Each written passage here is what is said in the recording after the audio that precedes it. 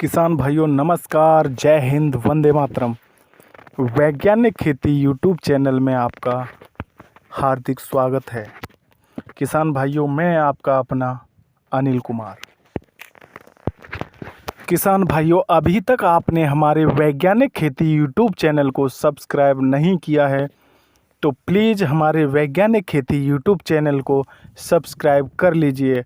हम आपको खेती से संबंधित ऐसे ही नई नई जानकारी देते रहेंगे।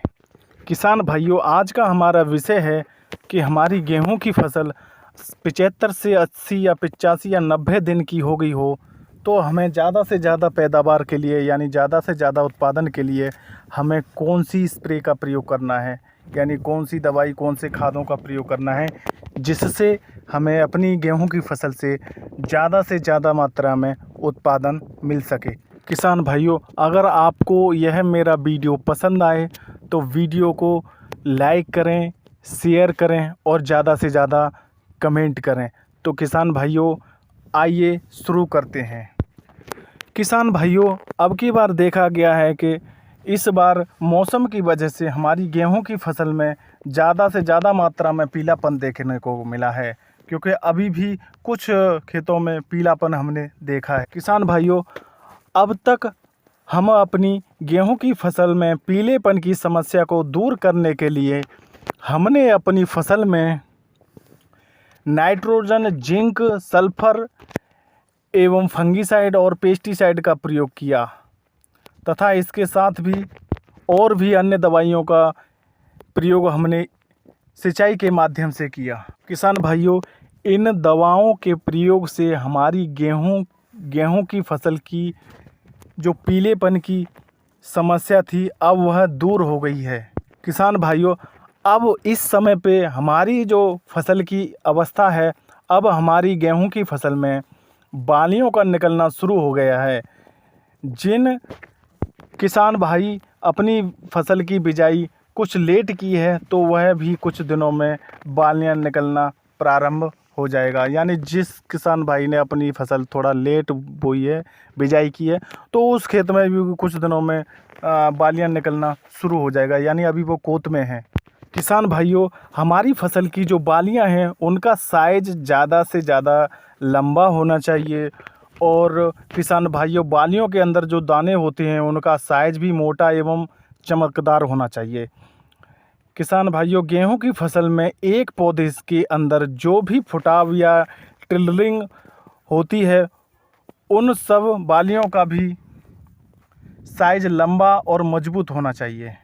किसान भाइयों, गेहूं की फसल की एवं ग्रोथ एवं हाइट लंबाई पूरी हो चुकी है तो अब हमें कुछ खाद एवं उर्वरकों का प्रयोग नहीं करना है, जैसे कि नाइट्रोजन।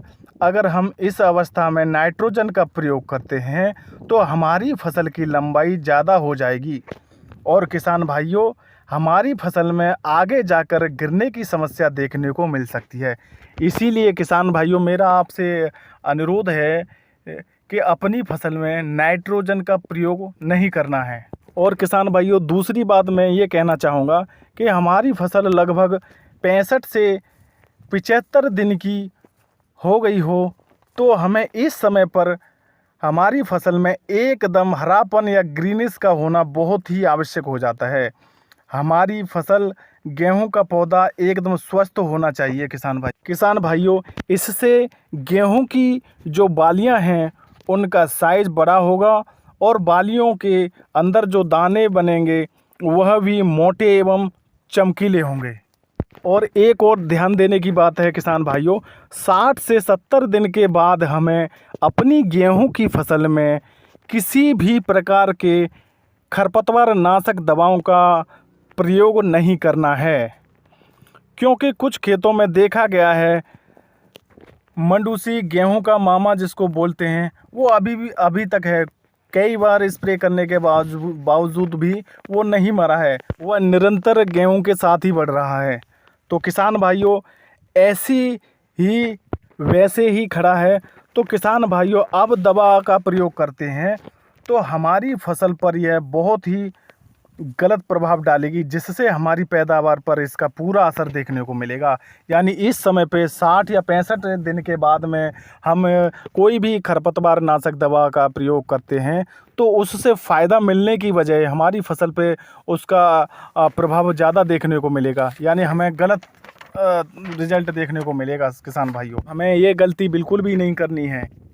किसान भाइयों, अगर आपकी फसल की लंबाई कम है या आपने नाइट्रोजन का कम प्रयोग किया है तो आप नाइट्रोजन को नीचे देने की बजाय स्प्रे के माध्यम से आप 1 से 1.5 किलोग्राम यूरिया 100 से 150 लीटर पानी में घोल बनाकर स्प्रे कर सकते हैं, जिससे कि नाइट्रोजन की कमी है वो पूरी हो जाए। और किसान भाइयों, पीजीआर यानी लियोसिन का प्रयोग हमें जब करना है कि किसान भाइयों आपको लगे कि हमारी फसल ज़्यादा बढ़ रही है, तो हमें ऐसी अवस्था में किसी भी कंपनी का पीजीआर 2 ml प्रति 1 लीटर पानी में घोल बनाकर स्प्रे करना चाहिए। किसान भाइयों, अगर अपनी फसल की ग्रोथ कम हो रही है तो ऐसी अवस्था हमें लियोसिन वगैरह या कोई भी पीजीआर का स्प्रे नहीं करना है। किसान भाइयों, जब हमारी फसल 80 दिन की हो जाती है, यानी 75 से 80 दिन की हो जाती है, तब हमारी फसल में झंडा पत्ता या सबसे ऊपर वाला पत्ता बनता है। किसान भाइयों, इस समय कल्ले फुटाव खत्म होकर पौधा दानों की ओर पैदावार की तरफ कदम बढ़ाता है। किसान भाइयों, कहने का मतलब ये है कि इस समय पे 75-80 दिन पे हमारा जो पौधा है वह कल्ले व फुटाव का काम छोड़कर पौधा दानों की तरफ यानी बालियों की तरफ कदम बढ़ाना शुरू कर देता है। किसान भाइयों, 45% से 58% तक भोजन झंडा पत्ते से बनता है।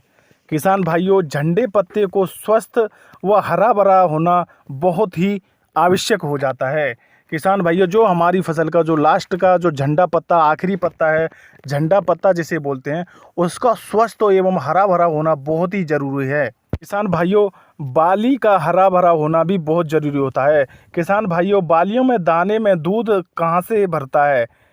वो बनता है हमने जो खाद एवं उर्वरक, पानी, प्रकाश संश्लेषण क्रिया से। यही भोजन जो पत्तों में बना हुआ है वह बालियों की तरफ ट्रांसफ़र हो जाता है। किसान भाइयों, अब बात करते हैं हमें अपनी गेहूं की फसल में 75 से 80 या 85 या 90 दिन पर कौन सी स्प्रे करनी है, यानी कौन सी दवाई का प्रयोग करना है। किसान भाइयों, स्प्रे करते समय धूप का होना बहुत ही आवश्यक हो जाता है। जिससे हम दवा दे रहे हैं वह पौधों को जल्दी से जल्दी पौधे अपना उस दवा को जल्दी से जल्दी ग्रहण कर लें। तो किसान भाइयों, अब बताते हैं कौन सी दवा प्रयोग करनी है। तो किसान भाइयों, एक तो लेना है आपको 05234 NPK 1 किलोग्राम से 1.5 किलोग्राम, यानी NPK 05234 1 किलोग्राम से 1.5 किलोग्राम प्रति एकड़। दूसरी दवा लेनी है किसान भाइयों बोरोन, दूसरा खाद लेना है बोरोन 100 ग्राम से 150 ग्राम प्रति एकड़ के हिसाब से, 100 ग्राम से 150 ग्राम प्रति एकड़ के हिसाब से। तीसरी दवा है किसान भाइयों टेबुकोनाजोल 25% EC 200 से 300 ml प्रति एकड़ के हिसाब से, या कस्टोडिया का भी प्रयोग कर सकते हैं किसान भाइयों 300 ml पर एकड़ के हिसाब से। साथ एक चीज़ और लेनी है किसान भाइयों, अमीनो एसिड 250 से 300 ml। इन सब का किसान भाइयों 150 से 200 लीटर पानी में घोल बनाकर स्प्रे करें। किसान भाइयों, फंगीसाइड में आप टेबुकोनाजोल का ही प्रयोग कर सकते हैं 200 से 300 ml पर एकड़ के हिसाब से, या कस्टोडिया भी ले सकते हैं। तो किसान भाइयों, इन दवाओं का प्रयोग करके आप अपनी गेहूं की फसल से ज़्यादा पैदावार या उत्पादन ले सकते हैं। किसान भाइयों, इन दवाओं का कोई ज़्यादा खर्चा नहीं है, इसीलिए आप अपनी गेहूं की फसल पर इन सब दवाओं का प्रयोग अवश्य करें। किसान भाइयों, अभी तक आपने हमारे वैज्ञानिक खेती यूट्यूब चैनल को सब्सक्राइब नहीं किया है तो प्लीज़ हमारे वैज्ञानिक खेती यूट्यूब चैनल को सब्सक्राइब कर लीजिए। किसान भाइयों, अगर आपको यह मेरा वीडियो पसंद आया हो तो प्लीज़ हमारे वीडियो को लाइक करें और ज़्यादा से ज़्यादा किसान भाइयों तक शेयर करें। किसान भाइयों, वीडियो को लास्ट तक देखने के लिए आपका दिल से धन्यवाद। नमस्कार अन्नदाता, जय हिंद, वंदे मातरम।